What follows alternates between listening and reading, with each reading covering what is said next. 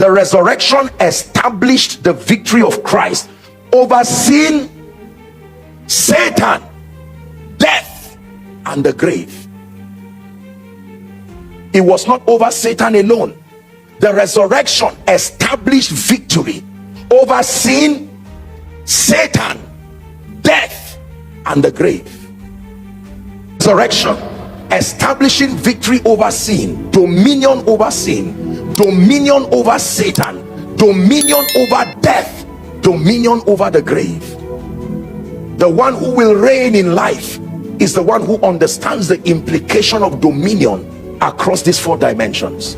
Dominion over sin, dominion over Satan, dominion. Listen, if the only thing you have dominion over is sin, you are still not free, because Jesus was sinless and yet Satan came to him. I hope you know he was sinless before he became sin. But there were other things he had to deal with outside of sin: Satan, the grave, death. You stand before someone sitting on a wheelchair. It does not make sense to look at someone. There are no, the medical report is there to tell you this person will never stand again. But then you remember that body was bound and thrown for 3 days. But the same way he arose, every situation in life that is antichrist can be traced to the cooperation of these four elements: sin, Satan, the grave. Listen, let me share with you a powerful secret if you want to walk in miracles. Every situation you see that does not reflect the character of Christ only happens because these four elements find expression within it: sin, Satan, the grave. Are we together? And then death. And there was a rider upon the fourth horse, a pale horse having a pair of balances, and he said his name is death. Death is also a spirit, not a phenomenon. It's a spirit that one day will be tamed and can now be tamed by understanding. The awareness that death is just a random phenomenon that cannot be explained is not accurate.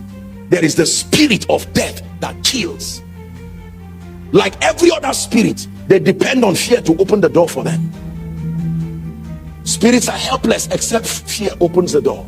If fear does not open the door, spirits cannot precede fear.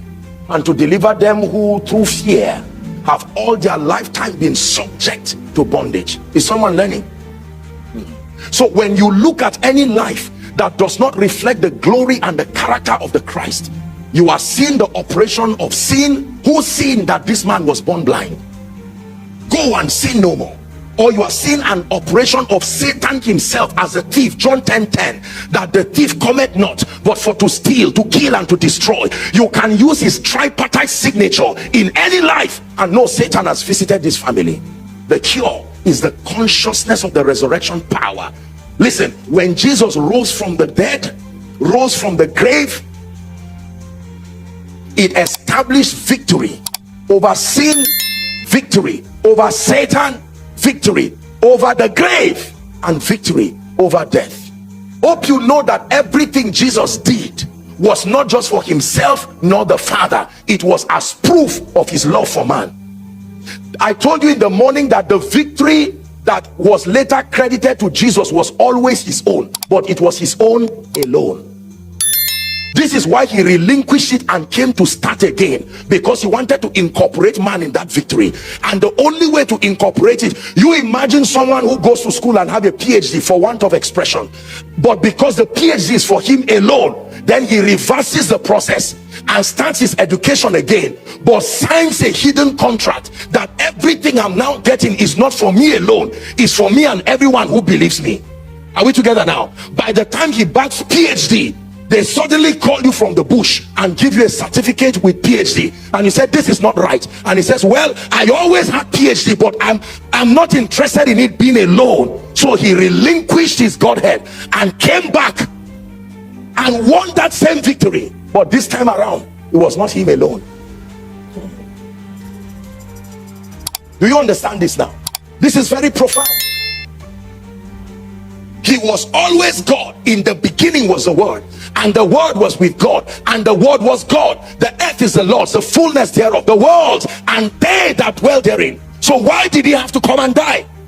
Why did he have to go through all of this? To limit himself and sound very frail and helpless, to the point that Pontius Pilate said, I have power to set you free. He said, no, you cannot have power over me except it is given to you. It is within my power to call a legion of angels. I am submitting myself not because of limitation. There is man. What is man that thou art mindful of? Not the Son of Man. What kind of vulnerability do you exhibit this way? What is it about man that you are willing to relinquish your being God to walk upon the earth, starting as a baby, growing as a teenager, submitting to your own creation, so that now you will be seated together with that man? Listen, the most powerful part of resurrection was not what Jesus did, was who he did it for. Let me repeat myself again. The most powerful part of the resurrection story was not what Jesus did. Don't downplay that, but who he did it for.